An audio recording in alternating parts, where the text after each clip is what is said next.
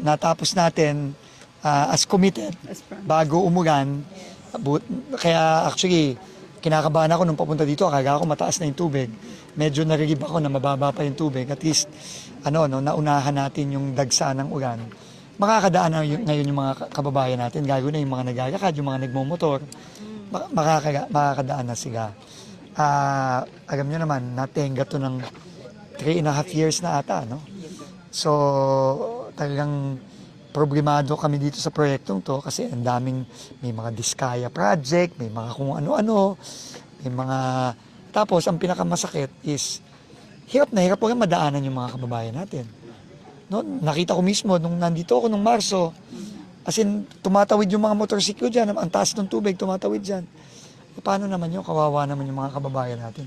Nagtitiis sila ng ilang taon para dito. No? So, sabi nga ni Pangulo, kailangan yung mga nakatenggang project na ganito, kailangan matapos natin. And matapos natin na mabilis. So, natapos din natin yung pagkonkreto ng 2+ kilometers papunta doon, no? So, tapos na rin yun. Pero may natitira pang 7 kilometers na hindi pa nakokongkreto. Kasama na din yung, ano tawag doon? Yung Sigman na dinaanan natin, pati yung 6 kilometers papuntang Puerto Guerrero na Diskaya project. At least terminated na yon.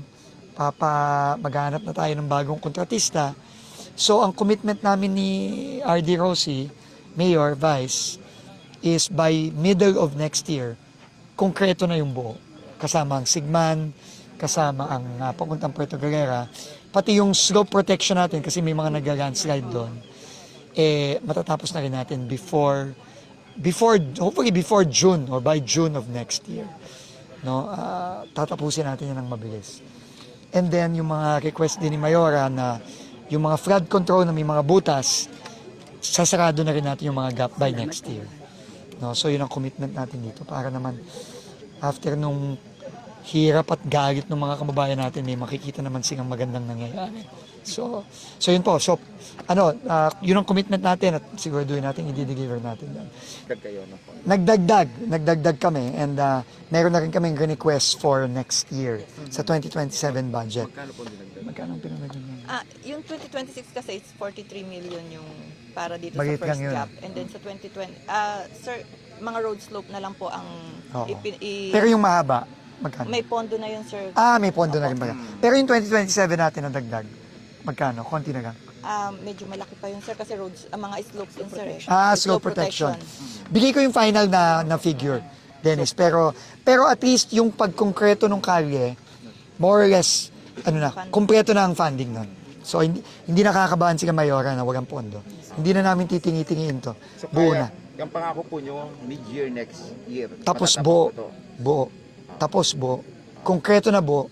Wala na mga rough road dyan. Tuloy-tuloy na konkreto to. Kasi ang tagal din po hinintay talaga. Matagal. So, 10 years ata to. 10 years yung Abra de Igog Puerto Galera Road. Yung bridge 3.5. Pero yung buong road 10 years to. So finally, after 10 years, Diyos ko, Mayor.